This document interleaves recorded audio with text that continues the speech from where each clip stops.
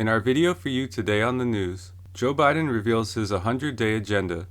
Fashion model Gigi Hadid sheds light on the dire situation in Palestine. U.S. Congressmember Pramila Jayapal calls out Donald Trump's mental capabilities. U.S. Congressmember AOC calls out members of a committee in Congress. Progressive YouTuber Jessica Burbank says it's weird to see people who are ambivalent to genocide condemning political violence. UK Member of Parliament Zara Sultana says the most prestigious medical journal in the world conservatively estimates that the death toll in Gaza could be much higher than previously reported. And actress Rowan Blanchard shares her thoughts on Israel's war on Gaza. Let's get started with Joe Biden revealing his 100-day agenda at his rally in Michigan. So today I'm going to start by laying out the first 100 days of my second term. And here it is.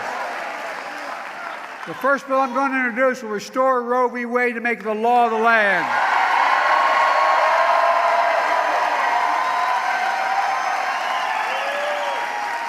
I will sign the John Lewis Voting Rights Act and the Freedom to Vote Act.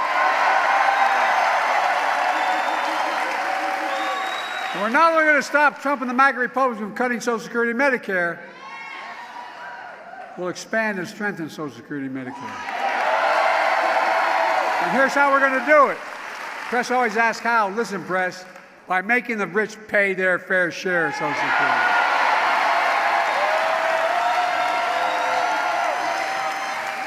And we're going to end medical debt. By that I mean we've already made sure medical debt can no longer be put on your credit report. We can wipe out medical debt for pennies on the dollar. We're going to raise the federal minimum wage. We're going to pass the PRO Act, ending union busting once and for all.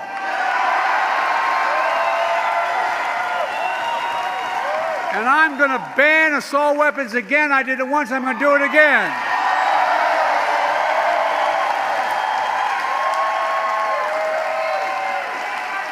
We're going to keep leading the world. We are on climate and clean energy. When I signed the American Rescue Plan, the law expanded child care tax credit to cut child poverty in half in America, and it did. Republicans let it expire. I'm going to make child care tax cut permanent. And by the way, it increases economic growth, doesn't increase the deficit. People can work when you have child. No, I'm serious. That's the deal. We capped the cost of insulin for seniors at $35, totally cost. And no senior beginning on 2025 is going to have to pay more than $2,000 a year for all their prescription drugs, including cancer drugs that are $10,000, $12,000, $14,000 a year. And my second term, here's what I'm going to do. I'm going to make that same plan available for every single American.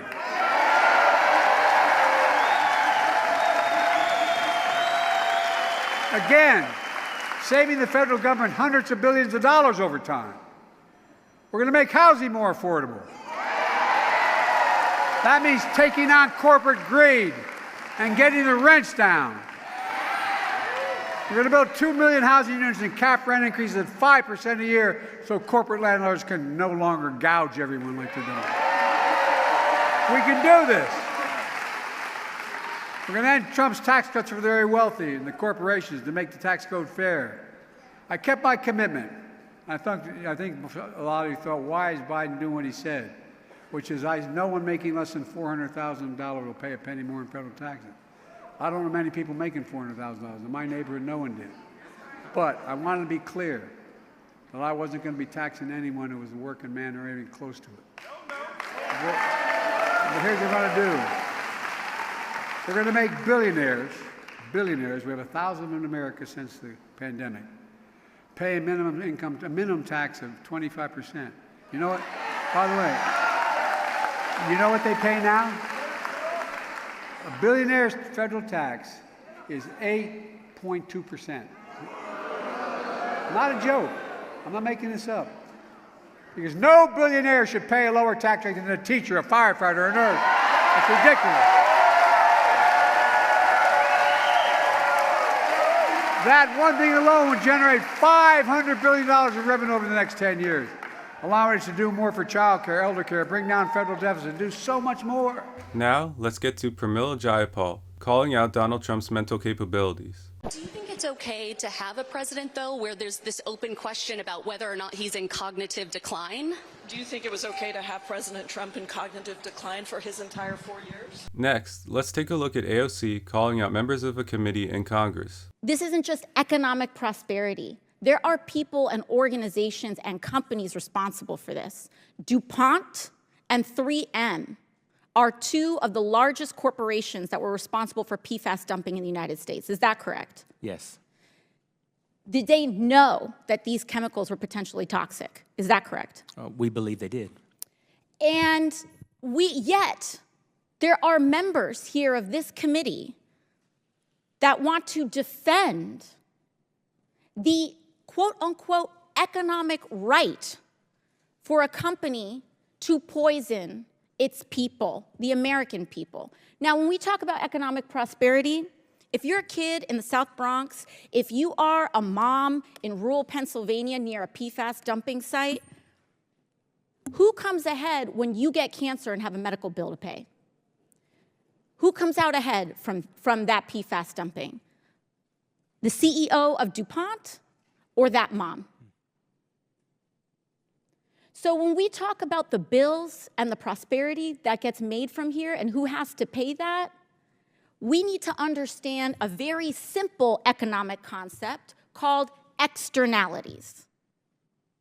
Externalities, the costs of pollution, the cost of poisoning that are not factored into the profit margin of the corporation that's actually wreaking havoc on this planet.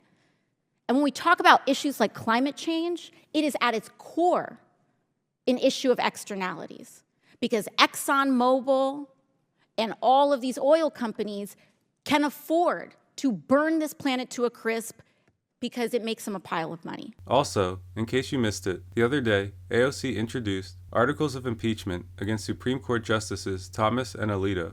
In Palestinian news, UK Member of Parliament Zara Sultana said the following: The Lancet, the most prestigious medical journal in the world, conservatively estimates that the death toll in Gaza could be 186,000 or more. That's 8% of the population. I repeat my long-standing call for the UK government to immediately end all arms sales to Israel.